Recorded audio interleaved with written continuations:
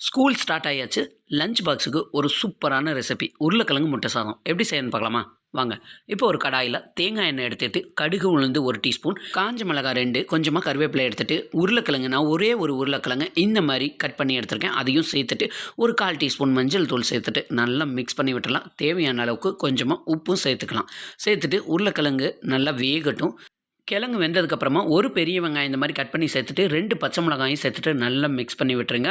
வெங்காயம் பாதி மட்டும் வதங்கினா போதும். இது கூட ஒரே ஒரு தக்காளி பொடியாக சாப் பண்ணி அதையும் சேர்த்துட்டு தக்காளி நல்லா வணங்கினதுக்கு அப்புறமா 2 முட்டையும் தேவையான அளவு உப்பு சேர்த்து நல்லா இந்த மாதிரி சென்டரில் நல்ல முட்டை வேகிற வரை வெயிட் பண்ணுங்கள். முட்டை வெந்ததுக்கப்புறமா 1 கப்பு சாதத்தை எடுத்து இதோட சேர்த்து நல்லா மிக்ஸ் பண்ணி விட்டு ஒரு 2 நிமிஷம் சிம்மில் வச்சுட்டு ஸ்டவ் ஆஃப் பண்ணிடுங்க. லஞ்ச் பாக்ஸுக்கு என்ன செய்கிறதுன்னு யோசிக்கிறப்ப இந்த மாதிரி ஒரே ஒரு தக்காளி, ஒரு உருளைக்கிழங்கு, ஒரு வெங்காயம் இருந்தால் போதும். இந்த உருளைக்கிழங்கு சாதம் சூப்பராக ரெடி ஆயிரும். குழந்தைங்களுக்கு இது ரொம்ப பிடிக்கும். இந்த வீடியோ பிடிச்சிருந்தா மறக்காமல் நம்ம சேனலை லைக் பண்ணி சப்ஸ்கிரைப் பண்ணி